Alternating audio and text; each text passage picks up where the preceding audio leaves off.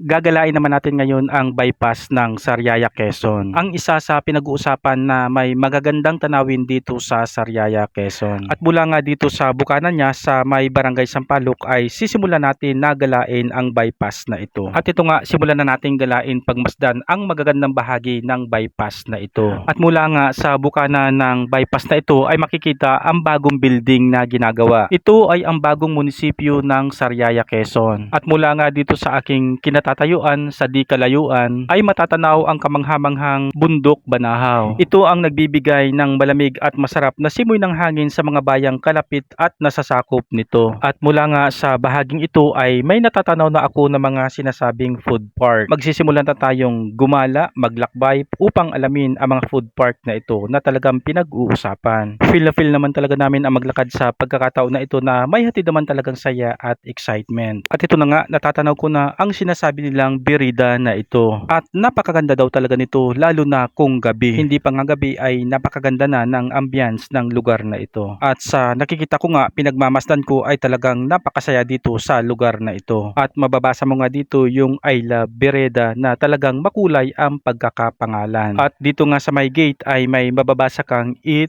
shot and shop. Nangangahulugan lang ito na may mga masasarap na foods dito at syempre pwede ka rin mag-unwind at tiyak marirelax ka sa lugar na ito. Napakaganda rin ng pwesto ng Bireda na ito dito sa bypass ng Sariaya. At ito nga, sunod nga naming nadaanan ang coffee shop na ito na talagang napakasarap daw ng coffee dito ayon sa aking kasama. Ito daw yung isa sa coffee shop na talagang pinag-uusapan sa sarap at ganda ng ambience. At ako nga ay napahanga sa napakagandang pagkakadesign ng coffee shop na ito. Talagang ma-amaze ka at kakaiba talaga siyang pagmasdan sapagkat dito nga siya nakapwesto sa bypass na ito ng Sariaya, Quezon. Mayroon siya talagang hatid na kakaibang positive vibes. At patuloy nga kaming naglakad ng aking mga kasamahan, masaya at sobrang excited talaga ako sa aking mga nakikita. At dito nga pala talaga ay mapapansin mo kaliwa kanan sa magkabilang side ng kalsada ay mayroong mga kainan. At dito nga sa kaliwang bahagi ko ay napansin ko ang isang coffee shop na naman. At tiyak na sa itsura pa lang ng coffee shop na ito ay talagang masasarap na ang coffee dito. At talaga namang nagiging unique siya dahil nga nandito siya sa tabing kalsada sa bypass ng Sariaya, Quezon. Masasabi mong simple siya pero ang lakas talaga ng dating para sa akin. Para sa akin, napaka-unique nga ng mga ito. At talaga namang magugustuhan mo, hahanapin mo yung ambience na ganito.